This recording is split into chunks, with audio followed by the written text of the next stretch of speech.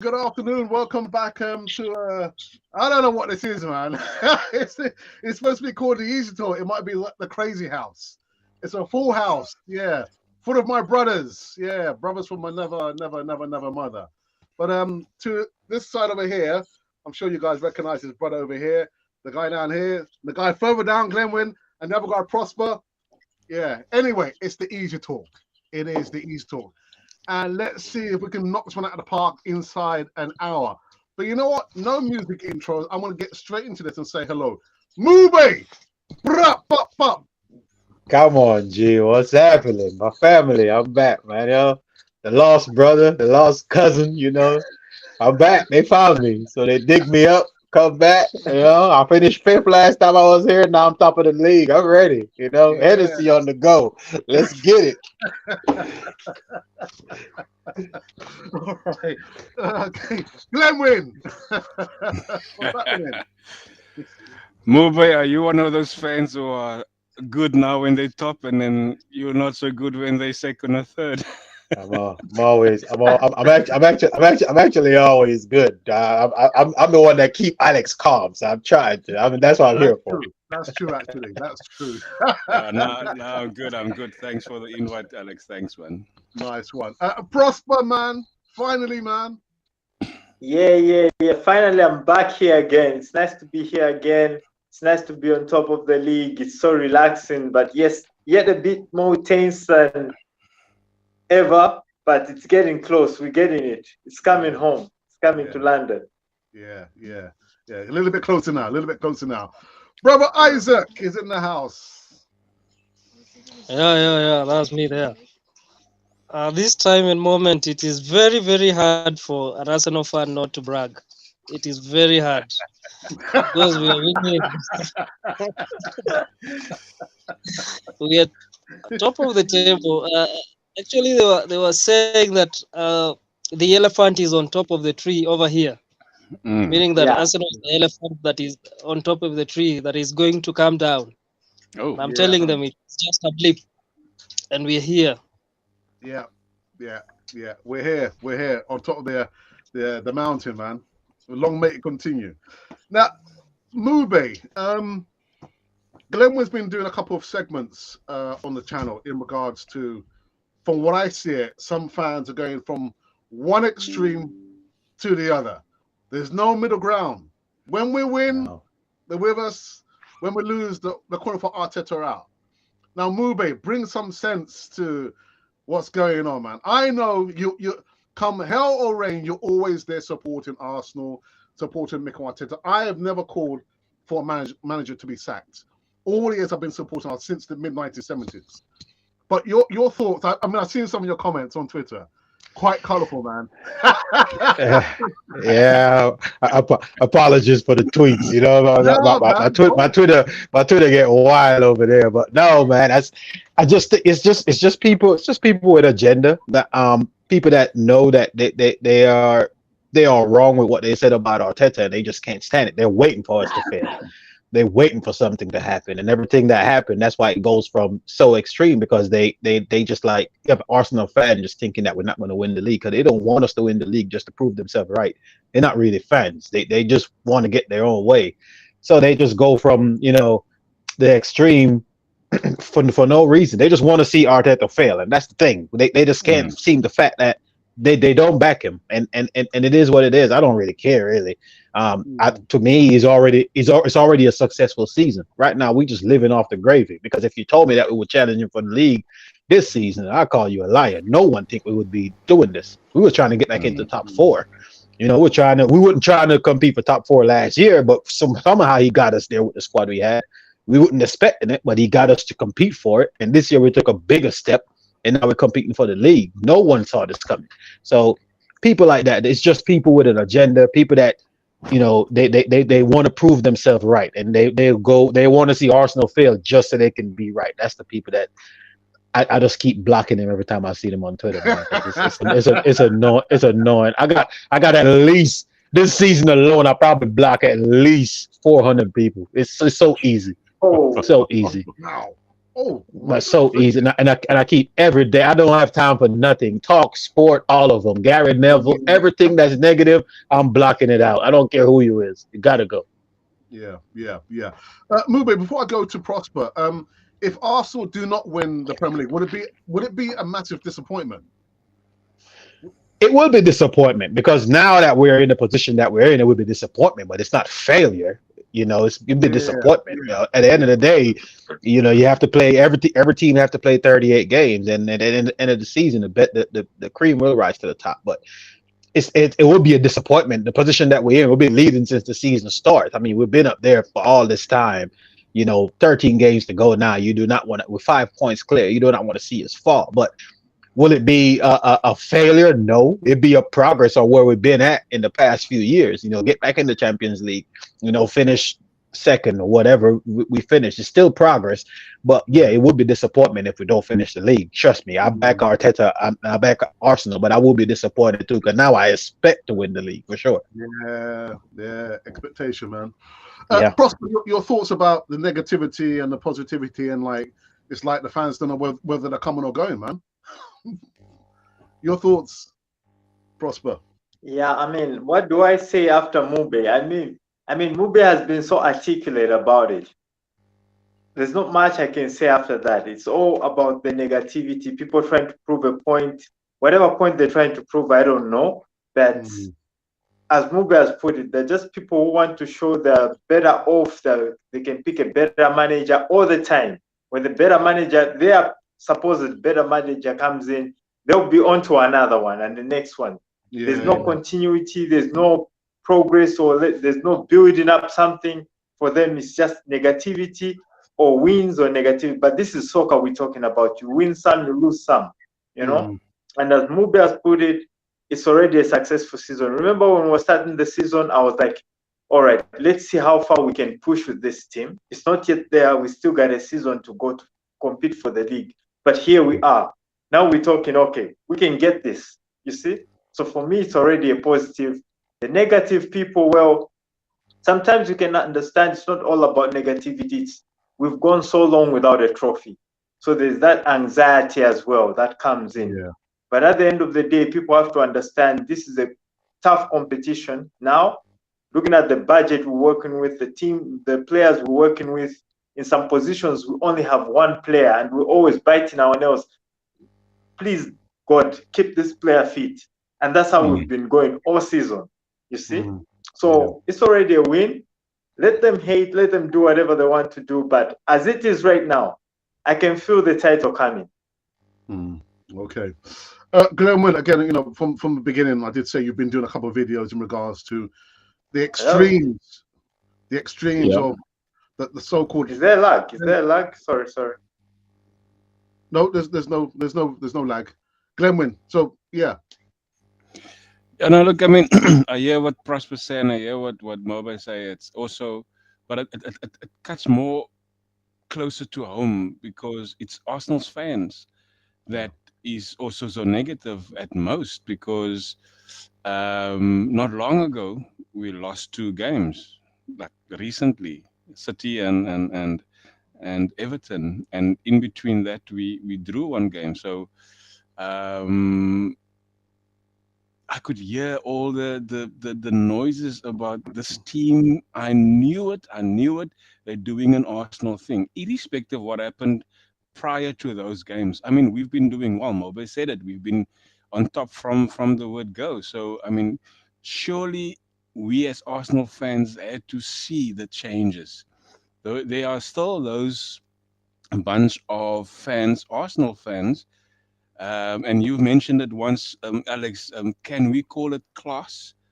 No, we can't, because the way the fans is going on, they're going on like animals and treating the players and the managers like animals, irrespective of the good that has come from this season. Yet they still fail to follow the team. You can't follow the team 100% in terms of they're gonna be losses, they're gonna be points dropped. But 100% being an Arsenal fan to back that team irrespective, whether we lose or win. But the brilliance, I call it, the brilliance that has happened since the very first game up until now.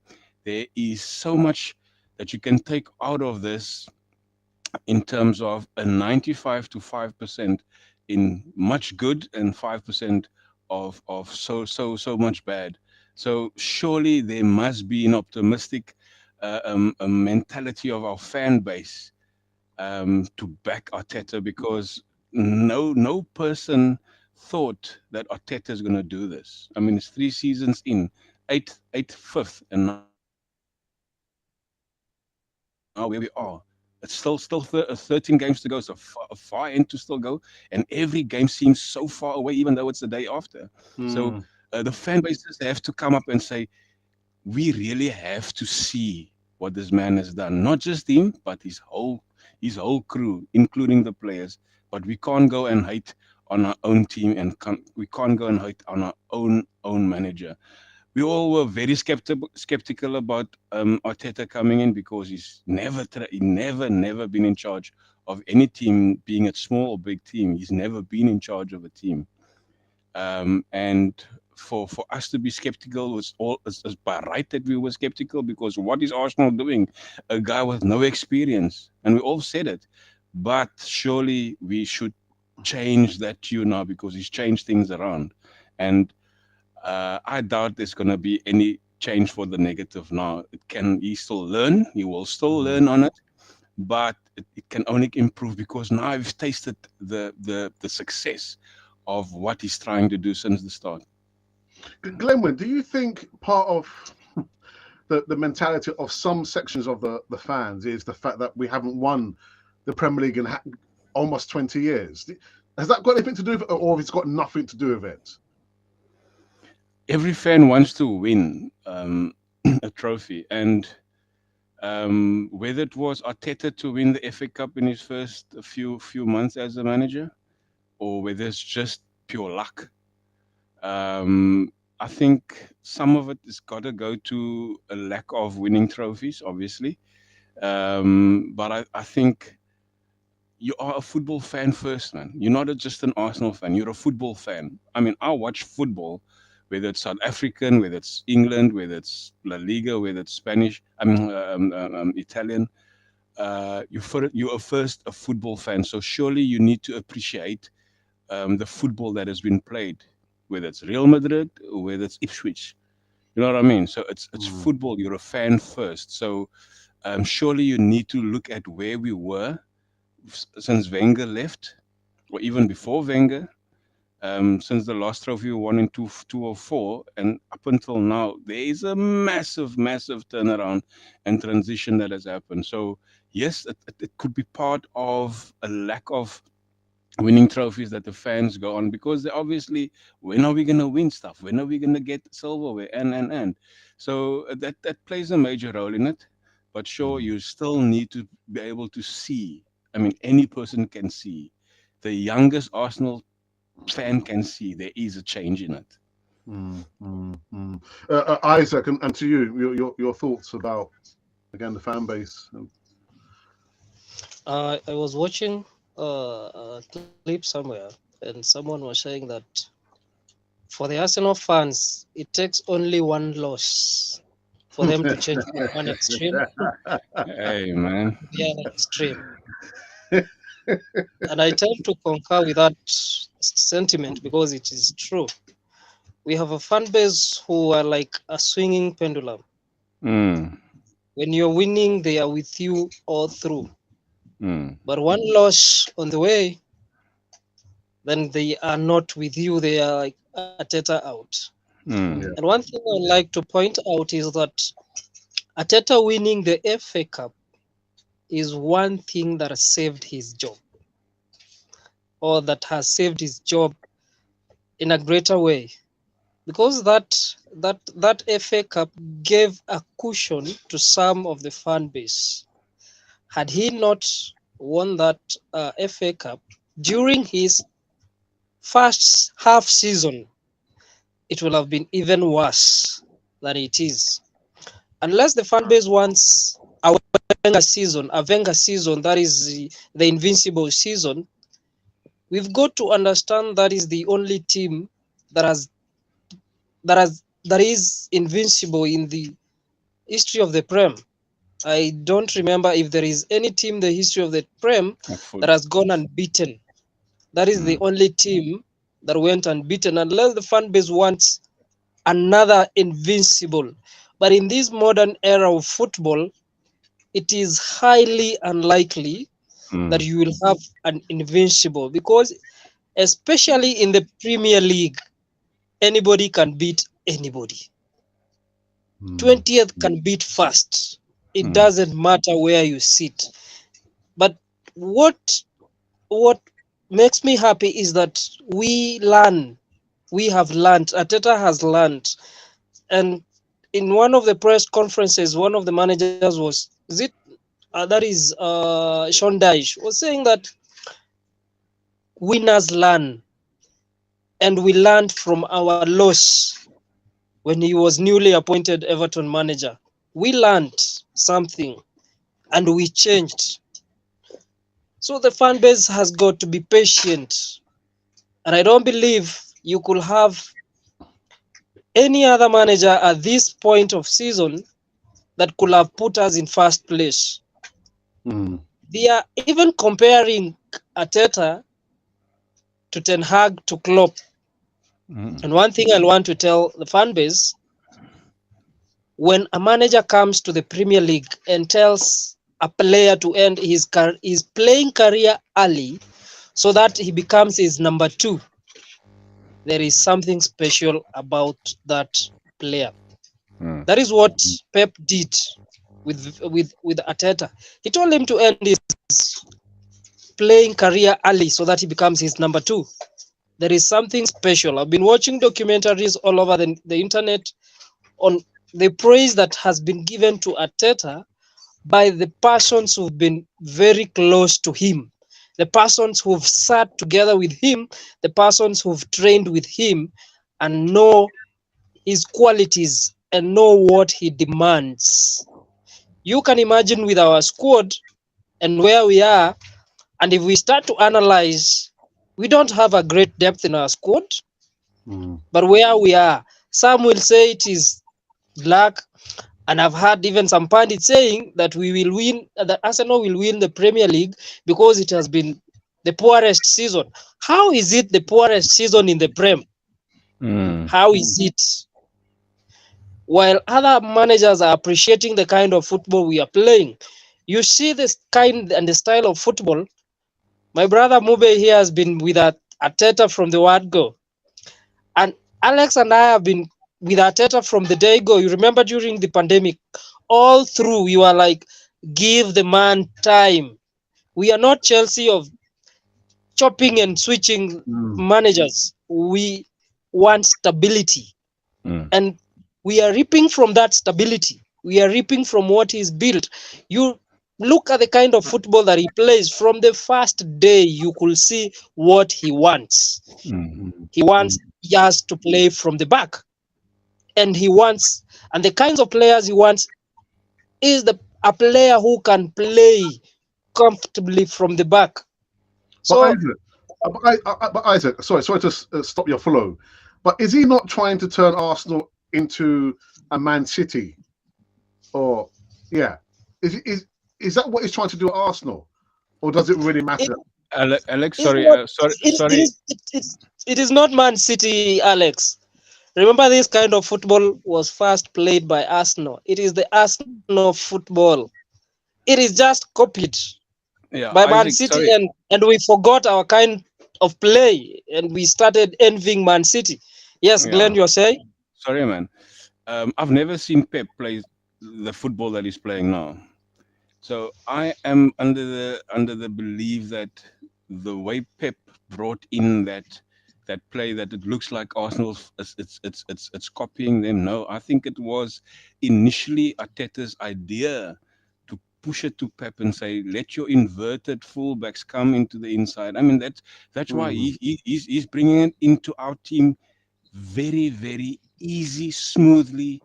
That is my belief, man, and I think Arteta has brought that into Man City because Pep has never played that way. I mean, if you look at And to get it Bayern, you look at sorry, Bayern Munich, you Blake. look at Barca. He's never played that way. Mm. Only now, And to, when yeah, sorry, you can continue. I mean, I just wanted to make that point.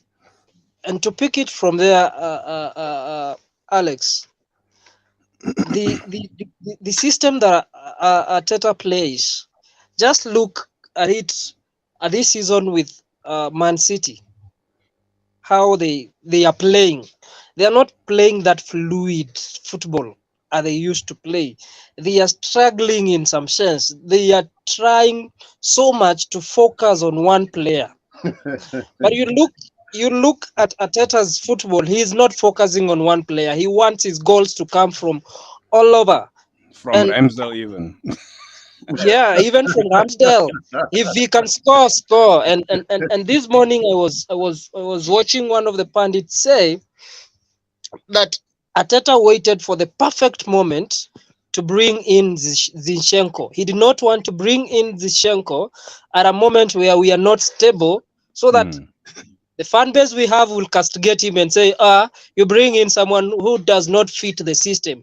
He built the system, yes, and then brings in someone who fits in the system. You look currently, if all of us thought we will struggle after losing Jesus. Have we? We haven't. We haven't missed him. That was so to be any player that comes into the system fits the system. Mube, we haven't missed Gabriel Jesus, have we? And we haven't missed Thomas Partey, really, have we, Mube? No, we did miss Partey for a couple of games. A couple of games he didn't play, we lost him. So I'm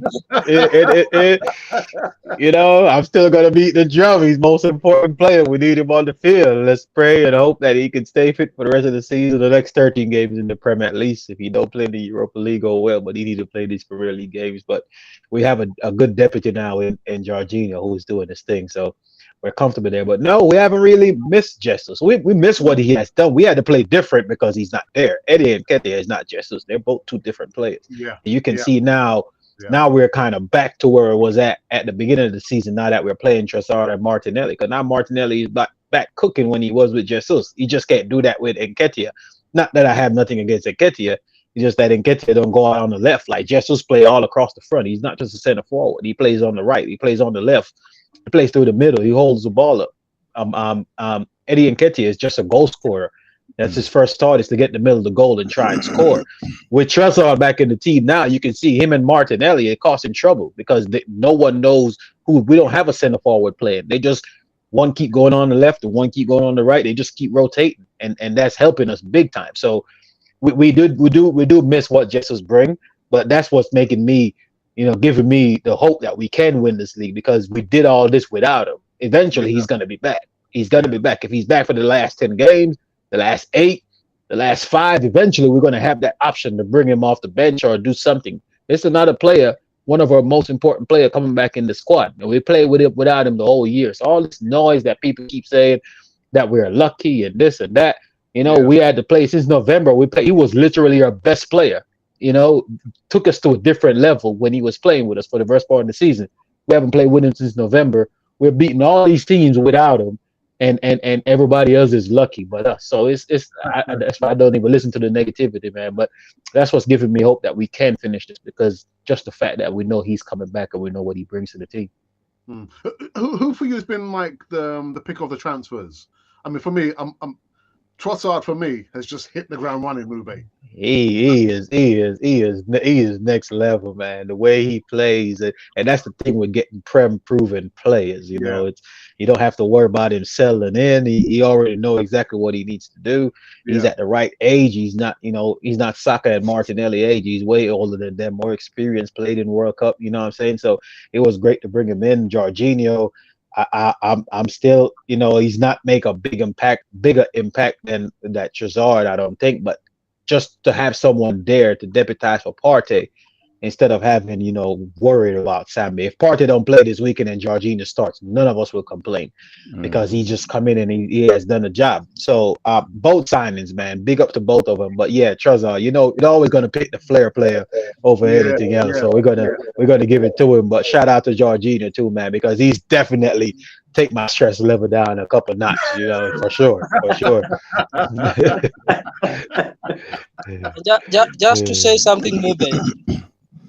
In 11 years, it is under Arteta's time that we've bought 8 Premier League players in 11 years, the highest across 11 years. It is Arteta who's brought in 8 Premier League players. We haven't brought in 11 years, but he has done that in his reign. Let's not count William. So 7. We're not gonna count William in it. We're not gonna count William. Prosper for you. Which of the Yeah. Which player for you? What do you say? Which player for you? I mean, out of all the players that we brought, has kind of. I'll go for Trossard and Zinchenko. I'm really finding it hard to pick from the two. Just to add on what Mube and Isaac and Glenn have been saying, talk about this league. I've been a core Arteta fan. Like, I've been going at it with people on Facebook right from the beginning of Arteta's career till today, in the back room where we all hardcore Arsenal people, I'll constructively criticize Arteta, and that's what we should do it. But when we come in front of everybody else, we have to stand behind Arteta and the team. There's that constructive criticism where we say, remember, Alex, a few games ago, we just went too static. Our players were not mobile. It's like Arteta gave them this fixed, rigid structure. So I was like, no, this is not the best way to play because we're too predictable. Martinelli couldn't come in, and Martinelli is more effective when it's playing all over the place, like Zinchenko does. That's when Martinelli becomes too deadly. But he couldn't come in, and sorry to maybe go against Mube's view on Eddie Nketiah. It's just the same as Eddie. I feel the manager has strangled him to be rigid, because every time Eddie goes outside his position, he's creating an assist for someone, and that person is scoring, or either failing to score just because of that person's ability. Not Eddie, but Eddie is always bringing in the good sweet balls that he's never given. Because I've been watching a lot, and nobody's giving him that service that he tries to give everybody else when he goes outside position. So I feel some of these things, we shouldn't blame players a lot, but we should look at what is the manager demanding of this player, because I've got a feeling Eddie is being choked like Martinelli has been choked in the few previous games, where stay on the left, Martinelli, stay on the left, don't come in, let Xhaka come in. But when Xhaka is playing up top, Martinelli can't come in because the players are congested there. You see? Whilst when there's Trossard or Vieira in the game, Vieira is an intelligent player. You know Martinelli wants to come in, he'll go wide. Xhaka will always block this position. So Martinelli is always choked on the line. You see, so it's just that rigidness in our formation that was killing us. And Arteta has realized the nice part I like about Arteta is that he's always like watching on our platforms and he's like, okay, I think this guy's got a point. Let me just try this out. And it's been flexible and goals have started flowing in, and I love it. So he's watching Cannon for the TV, you say? I hope so. Exactly. The last time we called him up to Alex, he did not listen. Yeah. I don't know about that, man. You remember us suggesting that they bring us the contracts to be their agents to scout players, because we can easily tell them. Yeah. But I trust in Arteta, man. Chief scout. Yeah. So Mube, what we kind of smashed Everton, man. That was probably one of the best. Yeah. What I expect, man, those bums, they need to be relegated. I can't stand Sean Dyche. I don't have a problem with Everton. Let's just get this out of the way. Everton, I don't have a problem with Everton. And my guy will be playing over there. Look at him. I Yeah. can't stand him. That bum, man. I can't. He's just. I don't know why he's back in the Premier League. They came to the Emirates and they was trying to waste time. 15 seconds into the game, like this is it's so annoying, man. I saw a thing today that said they trying to change the rule in the game where they're gonna stop the clock when the ball go out of play. I'm all for it, man. I'm so sick of these guys wasting time. These referee allowing these goalkeepers to take 45 seconds to take when the ball is in there. I thought it was a 6-second rule. Maybe it's a different thing here in Jamaica where I grew up, or maybe it's a different rule. But I thought you had 6 seconds to get rid of the ball out your hand. These goalkeepers 30 seconds, 45 seconds, and no one says nothing. Yeah. It's so annoying, man. I hope they get relegated. But yeah, this is what I expected after what happened.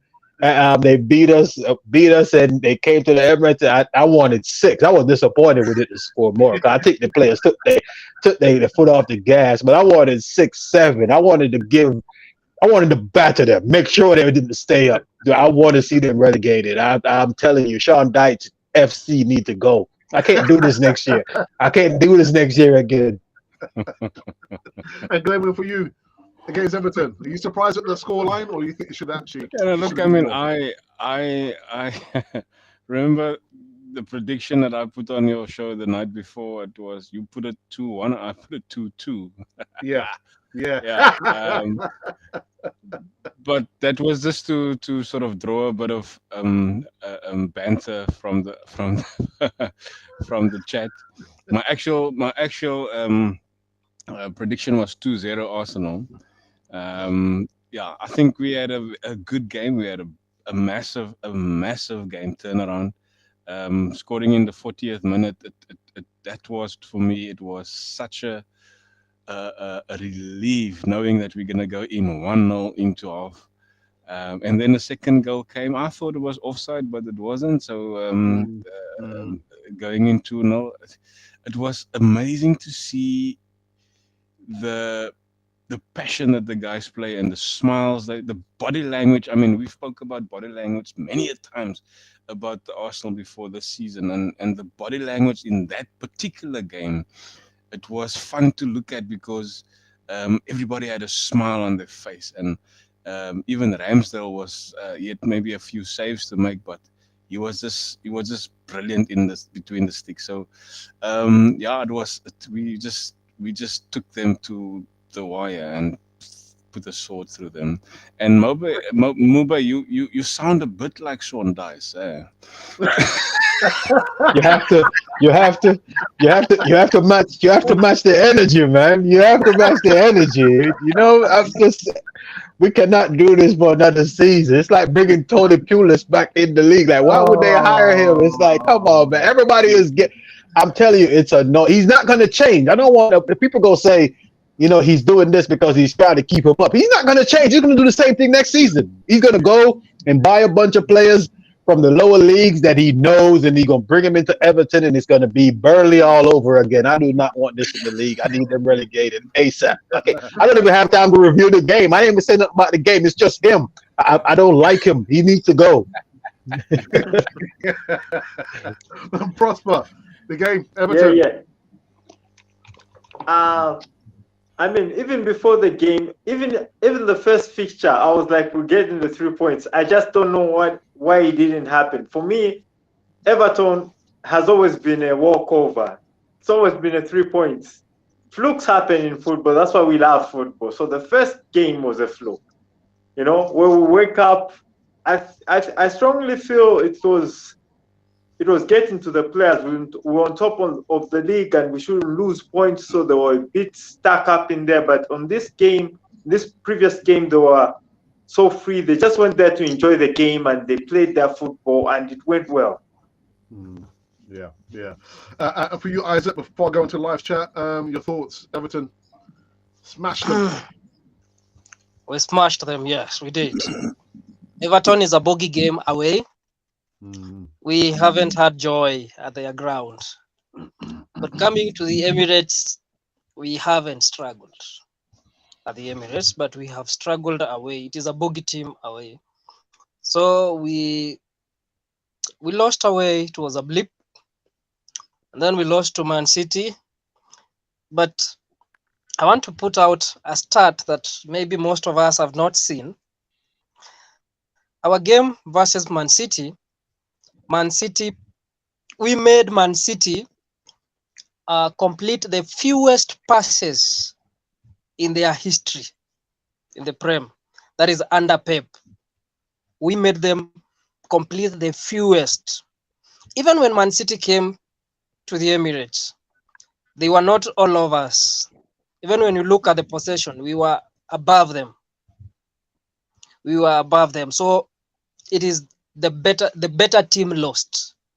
That game was down to fine margins, who will make more mistakes and who will capitalize on the mistakes.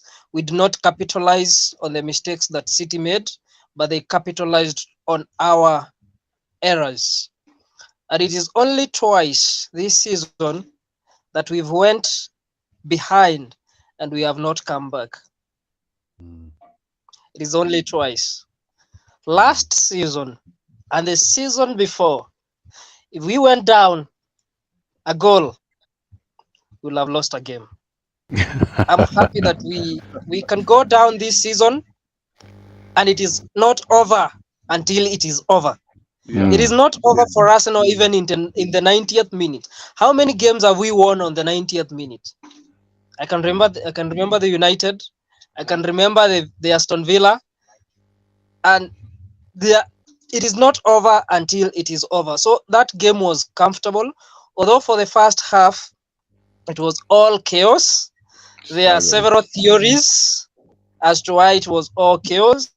The others who are saying we did not know what we were doing. The others who are saying it is Arteta who instructed his players to be chaotic so that they can assess which areas to exploit. But I love the idea of switching players and interchanging players, because a fullback or a centre back cannot be able to track a player out to the wing. Because if you're tracking Martinelli to the wing, you've left a gaping hole that someone else is going to exploit. So being chaotic sometimes is advantageous to us, because you cannot nail down a single player that you are going to play a low block and no one is going to go through you. We are either going to go through you or behind you. If we can't find spaces in between you, then we are going to pull back so that your center backs can come out of parking the bus, so that we can be able to exploit. It was a comfortable game, and I'm happy we won. And one thing, this season we played teams who played low blocks, and this was the first real time we were able to unlock a defiant low block. You remember the Newcastle game? It was hell for us. We were not able to unlock that low block. And teams have come, like the Brentford game, they played a low block and then they advanced to counter attacking. And I was watching the Brentford manager trying to analyze Arsenal, trying to analyze the way we play. And I was like, so you want to tell the opponents how we are playing, but we are going to exploit them. Because we are not like at the moment, we are not like we are dependent on Saka to go through or Martinelli to go through. Saka can go through the wings or even go through. So it is very hard to contain such an attack. An attack who's quick, who have passes that are precision. That is one thing that stands out for Zinchenko, because he can square passes that have precision. Like the first goal against Everton, that was a very precise pass. And the second thing that gives us the advantage is that we are not just receiving the ball anyhowly. You look at even the body shape at when some of these players are receiving the ball. The body shape gives them an advantage, because you are receiving the ball and your body is shaped in a certain way. If the center back touches you, it is a pen. If they let you go, it is a goal. I want to ask Prosper a question before I go into the live chat. Prosper, I mean, we've heard that Bukayo Saka has agreed terms. He's not signed a contract just yet. Saliba, we've not heard anything about him signing a contract or even agreeing terms. Are you worried that these two players have not yet signed a contract? Honestly speaking, I'm not worried. Simply because there are a lot of dynamics that are at play right now. Right now, our focus is on the league. We really need to get our heads into the game and not on signatures. We have time for that. And sorry to say this, but probably management would have done better during the transfer season to push these things to happen at that time, because this is a very crucial stage of the season, and you don't want to frustrate players like Saka or Saliba because they're key players to the team, through contract issues. So you really need to sit down and say, okay, guys, can we put this on hold? So I'm very sure that they've just put those things on hold on mutual consent. Let's put these things on hold till we get this business done. Then we'll go back to the table and talk about contracts and everything. So for me, it's not a headache. But if it happens that Saka wants to leave or Saliba, I can understand. English players don't have that loyalty to the club as much. When they go, they feel a bit big somewhere. They can easily switch to Man U and still get the love, or to Man City. But the Arsenal we have today, as previously said early in the show, is an Arsenal which can have new players coming in, and it will still produce results. We've got Marquinhos. To me, is a very talented player. If Saka doesn't choose to sign, well and good, we'll say business well done. Thank you very much. Goodbye. If Saliba doesn't choose to sign, the same thing will happen, because we had a rough patch with him, so I can understand his conflict of loyalty at the point. But for me, I strongly feel it's not something to worry about. It's something to do with, okay, let's focus on the football and not the contracts and everything. Yeah, Mube, very quickly for you. They've not signed contracts. Worried or not? No, I'm not worried. I know for a fact Saka ain't going nowhere. And Saliba, you see, Gabriel just signed that new contract. Saliba ain't leaving it. I'm not really worried about it, because he got 2 years on his contract too. After this season, he still have another one, I think. So I'm not really worried about neither of them, to be honest. I think as long as we're getting the young players signed up, Martinelli has signed, Gabriel has signed, we're doing good things. We just signed Zinchenko. We're in way better position than we've been, over the past 5 years, contract situation wise. So no, I'm not worried about him at all. Saka is Arsenal. He's gonna be here for a while. Okay, all right. Alex, before you go into the live chat. Yeah, I'm not worried at all. Go on. because I know for a fact. Let me give you a theory.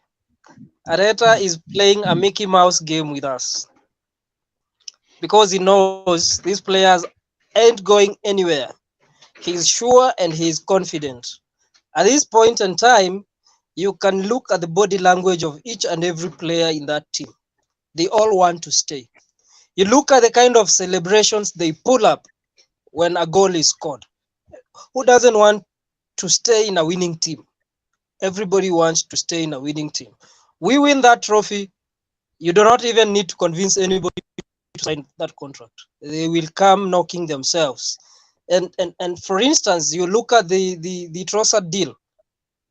Trossard was an alternative, but he was offered to us by his agent. We did not go fast looking. He was offered. Everybody wants to stay. So no worries. They are all staying. And Arteta is playing a Mickey Mouse game with us, because he does not want to give out details, including details of players or how long they are out on injury, and he knows they are soon coming back. It is someone who he's become someone who plays his cards close to his chest. He does not want to give. Yeah. He does not want to give much away. He gives very little away, and he's learned that. And I associate that with a ruthless coach. He does not give much away, but he knows what he's doing. Glenn, I guess, yeah. Sorry, Glenn. You're on mute. Sorry, man. When I cough, I want to mute myself, and I forget. Yeah, sorry. I agree with all of the guys there, and I think Arteta has been brilliant in keeping secrets. It's like you, Alex. I mean, when you have a show by yourself, you don't want to give much away, so you wait for the next show to reveal. So that sort of thing. So it is good in the sense that keep us guessing, keep us wondering, keep us on our toes, and ask questions when. I mean, Saka, he's grown up he grew up in Arsenal, so he's been a ill ender, and Saliba had a very tough time from the first signature. He's been out of the club for 2 seasons.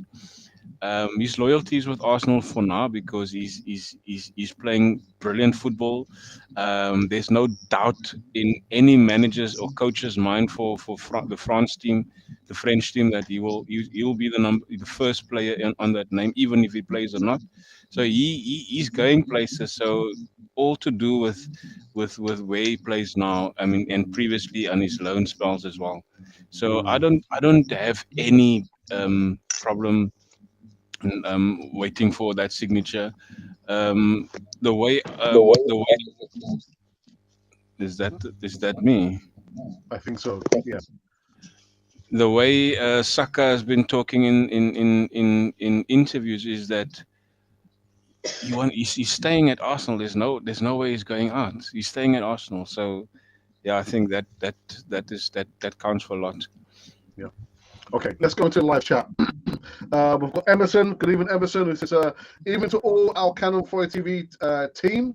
Do we have a team? And fans all around the world. And Ange Bear, First Lady of Canon 4 TV, says, evening, Emerson. And Fancast. Yes, Desmond, one of the newest members to the group, says, hello, guys. Colin Young, out in the States, just around the corner from Mube Guna, says, smash those likes up, stackers. And our official moderator, Ashadi, says, hey up, Gooners, welcome to Friday Night. It's Easy Talk on Canon 4 TV with Alex and the Crazy Gang. Well, there's only one crazy, and that's Mube. Guys, you guys are only joking, man. I'm only joking. I'll take it. I know you can give it as well, innit? Oh dear, what have we got? Colin says, not right. Want to stay at the top and win some major competitions where we belong. And and it says, well said, Mube. Well, he said a lot of things actually. Frank says sometimes fans, especially the young ones, are very emotional, and sometimes reactions can be based on the heat of the moment.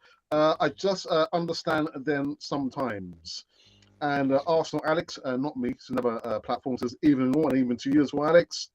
Guys, hit the like button. We have an echo in the house from DWTT. Hello, Alex, panel, and the chat room. And my wingman, original wingman, Monty, is back in the house. Evening, Alex, panel, and Canon 42 family. Please leave a thumbs up and subscribe if you are new here. Monty. Okay, that one, we'll read that one out. Jorginho is good, but Partey is a boss, apparently. Move may be happy about that. When he came on against Everton, we completely locked up. Yeah, I mean, for me, I think that second half there was probably the best performance I've seen Arsenal play this season. I don't know, what do you think, Mube? Best game? Or? Yeah, there's a few in there. I think we played well against a low block team. But there's a few games in there that I would say that, the game away to Bournemouth, stuff like that. We controlled a few games this season. I even liked the game against Leicester. That game it was 1-0, but I was so calm about that game. So yeah, I think that it's fair to say this is up there with some of the best games we played this season. Yeah, okay. Monty says, that Erdegaard is really becoming something special. Not just technically gifted, but playing for the badge as well. But a lot of people will probably say that about Zinchenko, Isaac. Zinchenko, I mean, talk about passion for Arsenal. that is a very, very passionate guy. And he's brought that mentality in. And there was an interview he gave, and he said the first thing he said in the dressing room is, we are not going for top 4. We are going for the league. And most of the guys in the dressing room laughed at him. And he said now they are not laughing because he's serious about winning. He's serious. He gives his whole heart. He gives like everything in what he wants to do. You can see the way he fights, although sometimes he gives the ball away. But when he gives the ball away, you realize he wants to win it back. And even during the Villa game, he scored the equalizer and he did not celebrate that goal. Yeah. He was like, come on, I do not celebrate equalizers. I will only celebrate wins. And he was calling everybody back so that that ball gets rolling again, so that they can at least try to win that game. And he has a mentality. And during that before I knew it was one year into the invasion of Russia into Ukraine, I was like, how on earth is Zinchenko wearing the armband today and Odegaard is on the field? That was the question before I realized. And I was thinking like, maybe this whole team is a whole team of leaders. All through is a whole team of leaders, and it's like Arteta wanted to buy captains. He wanted to buy a troop of captains all over. I can name all the captains he brought in. You look at Sambi was a captain at Anderlecht. You look at Odegaard is a captain for Norway. Zinchenko captain for Ukraine. Xhaka captain for Switzerland. Partey assistant captain to Ghana. You go to Tini, he did not bring Tini in, but Tini was captain at Celtic. So he's brought in that winning mentality, and he has leaders, and these young guys have developed to admire these leaders, and I admire the passion of Zinchenko. And one person who lost the most when we finish the season, please bring a show and ask who lost the most in the transfer window. I'll be number one to say Pep lost the most, because he lost a very key ingredient in his backline. Pep's team is shipping in a lot of goals recently. He's lost that ingredient. He's lost. His players are not they do not have that zeal as Zinchenko has at the moment. And wow, boy, why will you not have that zeal if you are winning and winning and winning? The fan cast says Eddie is a fox in a box, but our wingers thrive more with the false 9 up front. Now, Prosper, you spoke about how you think that Nketiah has been restricted, much like Martinelli was in previous games. But I'm sure that if Arteta was sat here, he would actually say, but you know what, Prosper, the fact that we've restricted Eddie Nketiah is for the greater good of the performance for the team. So although he's been restricted, we're still scoring goals and we're still winning. Would he not say that, Prosper?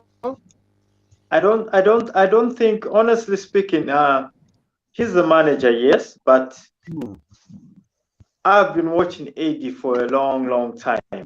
You remember that season, is it last season, when we really ran out of options and we said, okay, let's try to put in AD, and he just came in and started punching the goals in, and he pushed us. You know, and if you look at that Eddie Nketiah and this Eddie Nketiah that's playing today, there are two different players. You know, that Eddie Nketiah was given the freedom to roam around.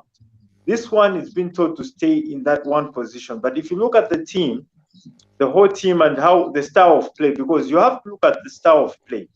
If you're going to lock a player up and if it's not going well, because you know very well, if Saka comes in, his best option is to strike on goal, not to pass to the number 9. You see, so you need a number 9 that's all over the place. If Trossard or Martinelli come in, their first option is not to feed Nketiah. Their first option is always to shoot the ball. So we also have to look at, okay, Nketiah is still too young to be locked into this number 9 who just stays in one position. He can always adapt to a new game. He can always learn new skills, especially having Jesus next to him, Gabriel Jesus next to him as his mentor. He can always learn and he can always adjust. But when you lock him up as a manager, you're killing a talent that you might need later on. For me, Nketiah is a talented player, but he needs that freedom. He needs that confidence, you know. And the only time I've seen he has to take some of the blame too, though. He has to take some of the blame. Yeah, too. he has to take some of the blame because but you know because the chances that he's missing. That's not Eddie Nketiah. They ain't got nothing to do with Arteta. He's a striker. In Manchester City game, those 2 headers that he got in the 6-yard box. As a striker in an Arsenal club, a big club, you cannot miss those. He deserved to be dropped. Yeah, but you have to understand that the Man City game. Look at how he was sandwiched. He was a small guy among his big centre backs. You know. So you have to look at the situations and how many times has Arsenal scored from crosses and headers. That's not our football. You see, they don't do that in training. So let's be patient with the player, but let's also understand that some of the things that are happening to a player are coming from the back room. You know, the manager has to understand where are the key points. Where is Eddie more effective? And Eddie is more effective on the counter attack or on fast football. When you're going fast like Rashford. If you try to bring Rashford to Arsenal, he won't score as much goals simply because he relies on his pace, 2 defenders against one or one-on-one to score. But if you play in possession football, that's Gabriel Jesus' game. You know, and that's not Eddie on the wing. Eddie on the wing, though. We saw that in the Europa League. Remember when he played with Jesus? He played on the left wing. I don't think he's that guy. I don't think he's that guy. We saw him try. Not as in him being specific on the left, but a dynamic 9. He should be given the freedom to roam because every time he roams freely, he creates a chance for. Remember that Martin Odegaard miss? Yeah, that was a free goal for Martin Odegaard against Leeds United. Yeah, no, again. And then he passed again. He passed Martinelli again. Same kind of play. You see, so if he's given that freedom to roam around, he's a much better player than staying there, wait for the ball, and pass the ball. You know, he has that to really locks him up. I know what you're saying, but he's a striker. When you get the chances, the one he did against Manchester City, I know you say it's between 2 big players, but it's free header. There was no challenge. It's 2 free headers. I like Eddie. Don't get me wrong. Eddie's my guy, but it's a striker. Yeah, if you're in the box and you got players around you like that, when you get the chances, you have to finish. I mean, how old is Eddie? Sometimes we pound the pressure. Do you remember DJ Drogba's first season? Everybody was like, "This player is useless." I mean, this player is useless. He only got, I don't know, it's 4 goals out of all the games he played. Next season, the manager believed in him. Drogba is still useless. I can't stand it. He's another bomb. No, but we have to look at players. Not everyone will come in like Jesus. Jesus is 25. How old is Eddie? You know, and Jesus has gone. He's been around. He's been the international player. He has all the experience. So let's not compare. But Eddie is a talent I wouldn't like to lose, honestly speaking. He's still got a season in him to pick up. Let's give him time. He'll miss some games, he'll miss some balls, but he's still a good player. If you have a decision to make in the summer, you have to lose one. Balogun, Jesus, Eddie, Nketiah. One has to go. Who you leave? Who's going? I think Balogun hasn't played for the squad. You know, do not mistake a lone player for a player who's been there in the EPL. It might just backfire. You know. But just to draw a line under this, Mube. Personally, I think Eddie Nketiah gets a rough time from certain sections of the fans, because if you look at Gabriel Jesus, I've mentioned this stat how many times on the channel, Mube. Gabriel Jesus didn't score for 10 games, but he still made it to the World Cup. But we don't give him a hard time. Whereas Eddie Nketiah missed those 2 chances, rightly so. He should have scored at least 1. But we jump on Eddie Nketiah. Eddie Nketiah, he is a fox in the box. But Yeah, that's the thing. He doesn't bring the rest of the stuff that Jesus bring though. That's the issue. You cannot tell Eddie to go left and go right. It's just not in his game. You can try it if you want, but you can't put Eddie on the left and tell him to do what Charizard do. He's just not going to do it. He's a finisher. That's what he's. Ever since he's been to Arsenal, that's what we know him as. He's a finisher. All of us have been watching him a long time. No one can convince me different that Eddie is not a fox in the box. We have seen him since he just came up. The first game he played when he scored them goals against Norwich, it was in the box, finishing them goals. Last season, he get all the chances. He got the chances against Chelsea. He took them. This season, he just haven't took them. And when you win big game, you would only get one chance. Remember, Gabriel Jesus missed that chance against Chelsea. When we should have finished the game, he missed that chance. But that's the thing. He brings so much more to the team. You can look past some of the stuff that he do because he makes the team better. Eddie's not moving. I don't think it's just, Arteta telling him not to move. It's just that he's not going to be as effective if he goes on the wing. I don't think he will. But that's just me. I don't have a problem with Eddie. I like him. I'm glad he's here. And I'm glad he's just not like just Jesus. You don't need two of the same player. You know what I'm saying? You want different options. He's a different option to Jesus. He can play with Jesus. He can play by himself. I think he's a different option. So now that we have Charizard, we don't really need Eddie to be doing what Jesus do or what Charizard do. Eddie need to be Eddie.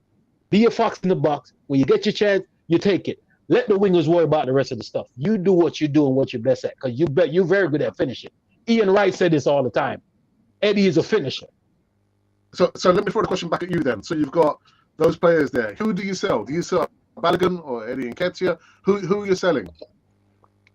I'm not going to sell Eddie Nketiah because Balogun, we haven't seen him play for the club yet. It's just it all depends on what he come in the summer and what you see him do. But he's at the bottom of the list right now. So if one has to go without seeing him in preseason or whatever, it has to be Balogun. He's still a young player. I'm not going to sell Eddie. Eddie is proven that he can help us. Balogun had to come in the summer, but if he come preseason and looks good and take over from Eddie, then we have a discussion. But right now, I don't think we have one because he's not here. Eddie is doing well. So yeah. Okay, do you want to say something before I go finally back into the live chat? Yeah, sure. With Eddie, I like the player, and I was very skeptical about Eddie. I mean, you've seen my noise I made about Eddie, but I've changed my view of him because of the chance that he needed the minutes. But one thing that's very profound that I've heard Henry has said is that Wenger has asked Henry. The question is, will Dennis Bergkamp give you the exact same ball that Freddie Ljungberg will give you? And he had to think about it. So he had to change his game as a front man. And Henry, as a front man, has to change his game. Is that me?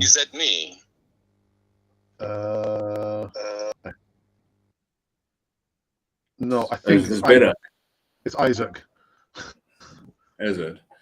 To continue, what I'm saying is that to change his game to fit the team around him that gives him the ball. So he had to change. He had to study the game of Dennis Bergkamp. He had to study the game of Perez and study the game of Ljungberg in order for him to excel with them. So Eddie is a fox in the box, but he needs to. Somebody said early on, he needs to get that supply. If he doesn't get the supply, he's not gonna get the opportunities that he got against City. So it's a profound situation where the person that you're playing with, you need to understand that person.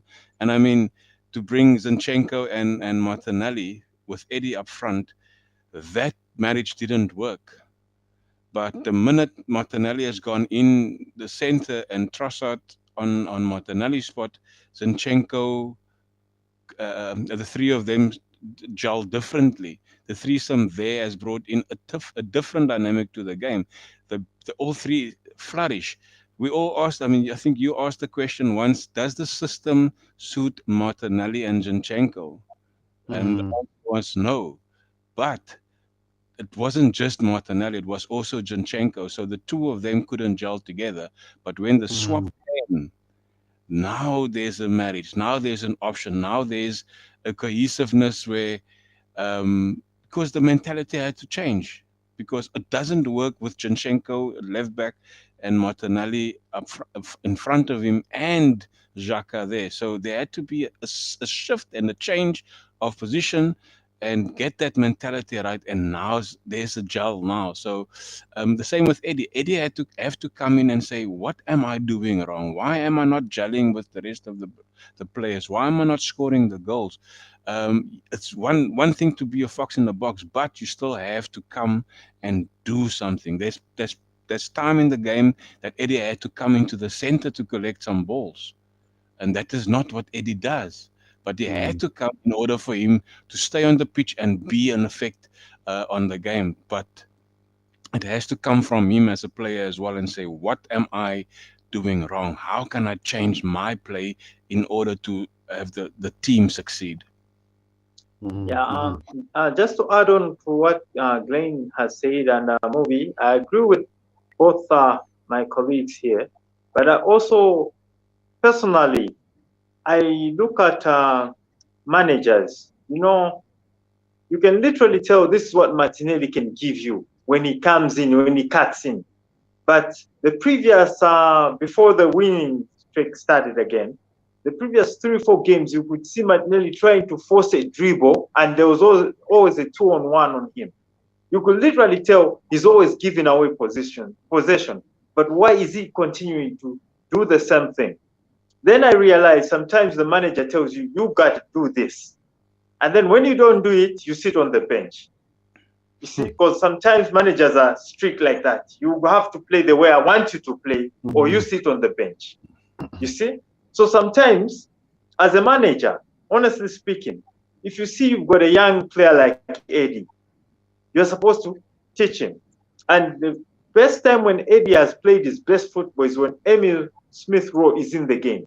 Because Emil Smith-Rowe has got that blend with Eddie Nketiah, you know, and he plays so well because Emil Smith-Rowe will go right in the center, become the other striker that the defenders have to worry about. But when it's Odegaard playing, everybody will be outside the box. Eddie will be alone against maybe 4 players, opposition players in the box. And it becomes tough. But Emil Smith-Rowe is the only brave midfielder we have who cuts into that box. You see? And that leaves the striker free. So the manager should know all this. Okay, I've got 2 kinds of players.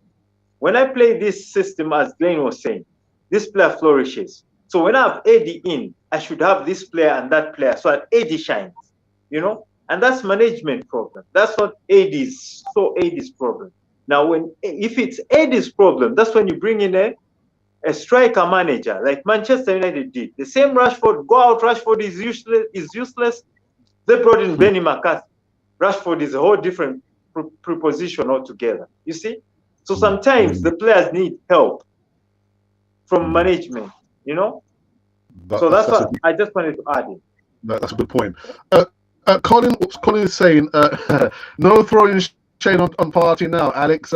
Partey was brilliant in the second half. Mube, I'm a Premier League club, and I'm putting £60 million on the table to buy Thomas Partey. Are you selling him? No. Next question. You always coming out with this foolishness. No. And buy who?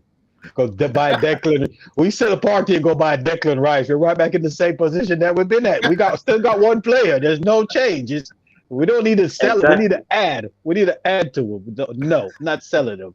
Let him play on one. Partey on one leg is better than 3/4 of the league. Okay, let him. I'm not selling him. No. I'll keep my money to myself then. Anyway, so some action tomorrow. Back in Premier League action against Bournemouth, and some people already say it's 3 points already won. Glenwyn, have we won that game already? It's not so easy, man. It's not so easy. You know what? I'm gonna put a spanner in the works. You know, first need to play the game in order to say we've got the 3 points. Yeah. So any game is gonna be a tough game because everyone wants to win. Everyone wants to beat the top dog. So it's gonna be a tough game. And after the takeover of Bournemouth wasn't sleeping dogs. they put up a good fight, even when they lose. I mean, they like a sponge. They soak up goals. I mean, there's always a goal against them, but they will fight back. They will fight back in order to put pressure on you. So it's gonna be a tough talk there. But yeah, I mean, my prediction though, I'm not saying it is done. My prediction is gonna be a 2-0 though. Prosper, for you, predictions for the game, man? 3-0. Because I feel with the players are now confident. You know, we used to lack that confidence of being on top. You know, it was unfamiliar territory, so they would go in navy. But now they're beginning to believe we can do this. So if they stay calm, they stay in control, they know we're gonna get the goals. You know, they don't make stupid mistakes like they did in the previous game. You know, they stayed calm, they stayed in control. They waited for the goals to come and they didn't force it. You know, there are some games, especially when we started the season. You remember when we just started the season, we would win a game, but we'd always be on our toes. We'd always be hanging in there because we lead in 2-0, yet we're trying to force for the third goal, and then we consider another goal, it's 2-1, and then we start panicking in the last 10 minutes. But this time around, when we score a goal or we get a second goal, we stay calm. We pass the ball around, we keep possession, and that's control. We're beginning to have control of the game. So I'm not worried. I think we get in the 3 points tomorrow. All right. Most likely 2-3-0. All right. So DWT said, Mube, don't take the bait. Take a sip of your Hennessy. I'm sitting here reading. I sure did. He can't. He's trying me. He's trying to get me. Sell Thomas Partey. Come on, bro. You smoking something. You must be high or something. Everyone Come has on, a price, man. Everyone has a price. Yeah. If you tell me you're selling for 60 and bringing two like him, then that's a different story. But they're just going to sell him and replace him with somebody else. Then we're going to be in the same spot. Make no sense. And but the game tomorrow. And paying 20 more for a player coming in. There you go. So you're selling him for 60 and bringing a player for 80. That doesn't make sense. Yeah. At the game tomorrow, the team is confident. The confident team is coming back. With it being a home game, I'm not really worried about it. I'm going big, man. You come to the slaughterhouse, you're getting put on the chopping block. It's gonna be a 5-0 kind of scoreline. You know, Eddie and Nketiah getting two of them things. You know what I mean? That's what we do. You know. Now I must be asking, what is Mube sipping in there?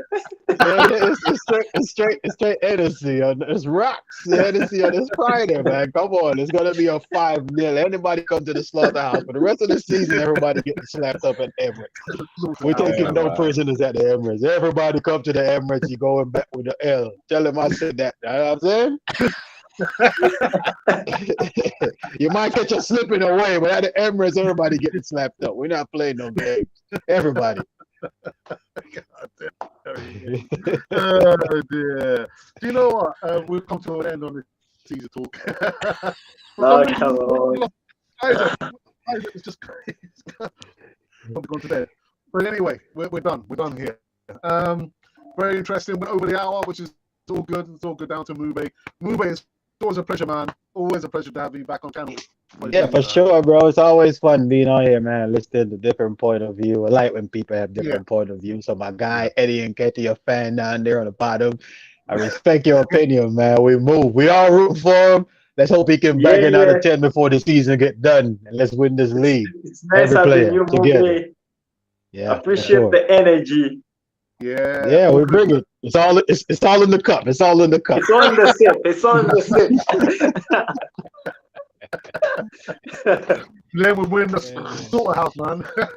Yeah. Okay, before we all go out, can we just do an Alex? Yeah, you know.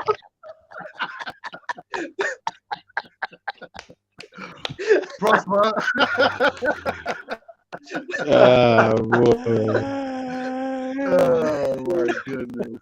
Anyway, thank you, man. Yeah, thanks. Thanks for having me, man. All I wanted to say is to the fans out there, and not just in UK, all over the world, be patient and please do not abuse our players and do not abuse the opponent players. Just keep it calm, keep it clean, and do it respectfully. You can Unless banter. it's Neil Mopey, yeah, whatever his name is. He and Sean Dyche. You can do whatever you want with them. But other than that, I got you. That's all good, man. Neil Mopey, he another one. He there too. He need to go a championship. He need to be in League One. What we need. That's why we needed Greg Doozy to choke him out again, man. I can't stand him. A little rat. I'm telling you, man. I'm gonna leave the stream alone. Alex, big up, my bro. Big up.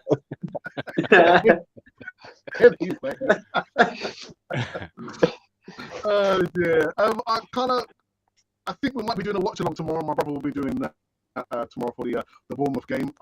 On Sunday, remember, it's the big Sunday show, hosted by Paul Bray, and we're back to Monday. Monday, you might see Glenn win again. Not sure. We'll be talking about that. Yeah, we'll have to. Yeah, we have to talk about that one now. Absolutely. Anyway, it's over. It's done. Done. Cannon fodder. The channel for Arsenal fans all over this world.